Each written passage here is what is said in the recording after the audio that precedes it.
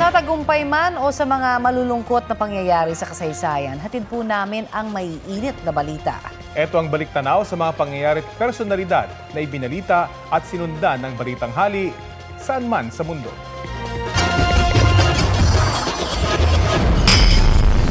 I pronounce that they be man and wife together.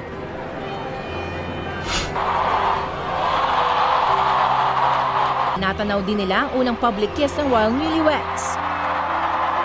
Mainit naman pong tinanggap ng mga Manileño si Miss Universe 2015 Tia Alonso Wurtzbach. Ang naririnig ko talagang napakaganda ni Tia. Ako, ang daming nagpipilian. Mag-aalas 4 ng hapon nang lumapag eroplano na lula ng ating bagong Miss Universe na si Catriona Gray. Nakasabay ang GMA News sa Miss Universe bus. So eto na, napirmahan na ang ating ear cuff na dinisenyo mismo ni Miss Universe Catriona Gray. Alamin na natin ang pinakasariwang balita kaugnay sa paghahanda para sa Pacquiao-Mayweather fight. Yung napakataas ng kumpiyansa ng ating pambansang kamao. Pray for me. Sa wakas, may gintong medalya na po tayo sa Olympics. Nakuha yan ng weightlifter na si Heidelin Diaz. Golden Boy Carlos Yulo, wagi ng 2 gintong medalya sa Paris Olympics. Napaghirapan na natin yung mga practice. Pakita natin kung ano yung kaya natin gawin. Ganap na pong alas 12 ng tanghali ang itinakdang oras sa paglilibing kay dating Pangulong Ferdinand Marcos sa libingan ng mga bayani. Nasagawa ng programa dito sa harapan ng PGH dito sa Taft Avenue, Manila.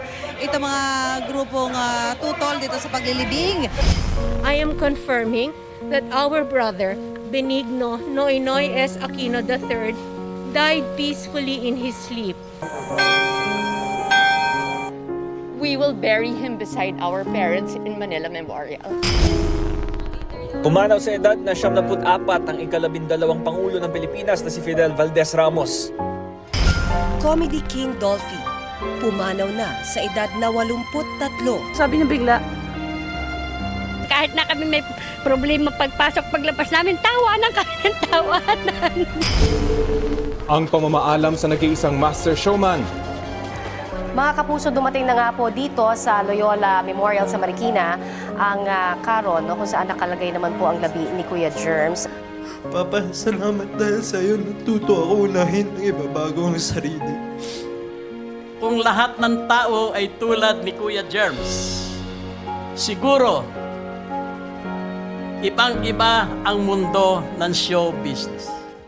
Dadalhin na sa libingan ng mga bayani sa Taguig City ang mga labi ng national artist at superstar na si Nora Honor.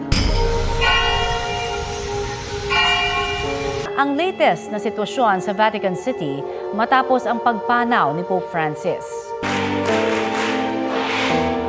Tumatak si Pope Francis bilang the People's Pope. Maraming salamat po.